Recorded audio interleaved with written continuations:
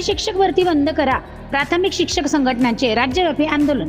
कंत्राटी शिक्षक भरतीसह शिक्षक व विद्यार्थ्यांशी निगडीत प्रलंबित प्रश्नांविषयी सर्व प्राथमिक शिक्षक संघटनांनी बुधवार दिनांक 25 सप्टेंबर रोजी राज्यव्यापी आंदोलन केले। नाशिक शिक्षक संच मान्यतेचा शासन निर्णय आणि कंत्राटी शिक्षक भरतीसह शिक्षक व विद्यार्थ्यांशी निगडीत प्रलंबित प्रश्नांविषयी सर्व प्राथमिक शिक्षक संघटनांनी बुधवारी राज्यव्यापी आंदोलन केले। जिल्ह्यातील शिक्षकांनी सामूहिक रजा घेऊन शहरातील ईदगाह मैदानावर शालाबाह्य कामांचा निषेध नोंदवला। सर्व शिक्षक संघटनांतर्फे जिल्हाधिकारी जलद शर्मा यांना निवेदन देण्यात आले।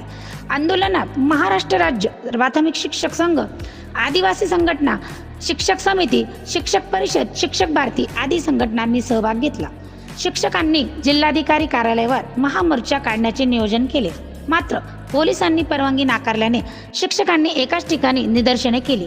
राज्यातील स्थानिक स्वराज्य संस्थांच्या प्राथमिक शाळा शिक्षण, विद्यार्थी आणि शिक्षकांच्या प्रलंबित मागण्यांच्या संबंधाने शासनाकडून सतत दुर्लक्ष होत आहे। सोबतच शिक्षक हक्क कायद्याशी विसंगत असा 15 मार्च 2024 ते 5 सप्टेंबर 2024 सुधारित आदेश 23 सप्टेंबरच्या शासन निर्णयाने स्थानिक स्वराज्य संस्थांच्या प्राथमिक शाळांचे अस्तित्व संपणार आहे।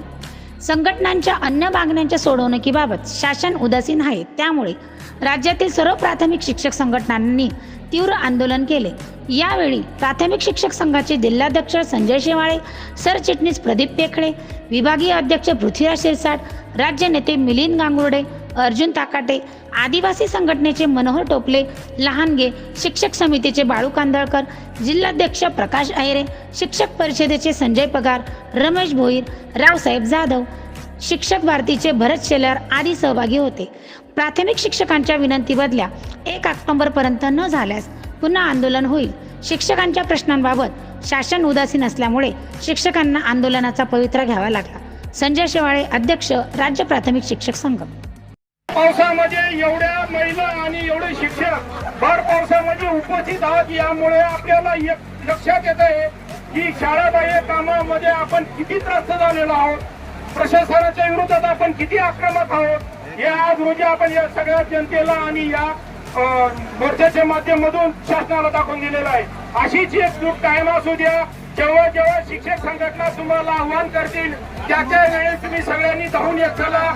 आपले बळ हीच आमची ताकद असते आणि यापुढेही कोणत्याही विषयावर आपल्याला आक्रमकतेने सगळे मोर्चे काढायचे आहेत। त्याच्या पुढचा विषय शासनाच्या नुसार राज्यभरामध्ये विविध ठिकाणी विनंती बदल्या झालेल्या आहेत, परंतु नाशिक जिल्ह्यामध्ये अद्याप त्या बदल्या झालेल्या नाही। करिता या गेल्या हप्त्यामध्ये नगर जिल्ह्याच्या बदल्या झालेल्या आहेत। त्याच्या अनुषंगाने कालच नाशिक जिल्ह्याच्या शिक्षक समन्वय समितीच्या सगळ्या पदाधिकाऱ्यांनी आणि संघटनेने प्रशासनाला आणि शिक्षण अधिकाऱ्यांना निवेदन दिलेले आहे। त्या निवेदनामध्ये स्पष्ट म्हटलेलं आहे आम्ही तुम्हाला 1 ऑक्टोबर पर्यंत मुदत देत आहोत। 1 ऑक्टोबर पर्यंत जर विनंती बदल्या झाले नाही तर 2 ऑक्टोबरला आपल्याला जिल्हा परिषदेमध्ये धरणे आंदोलन करायचं आहे। जेवढे पीडित लोक आहेत तेवढ्या पीडित लोकांनी धरणे आंदोलनासाठी यायचे आहे। त्याच्यानंतर जिल्हा अंतर्गत बदल्या, जिल्हा बाहेर बदल्या यांच्यासाठी सुद्धा आपल्याला आक्रमकतेने करायचं आहे। त्यामुळे आपण सगळ्यांनी त्या ठिकाणी शिक्षक संघटनेच्या विनंतीला मान सगळ्यांनी तिथे हजर राहावे एवढं सांगतो। शिक्षक एकजुटीचा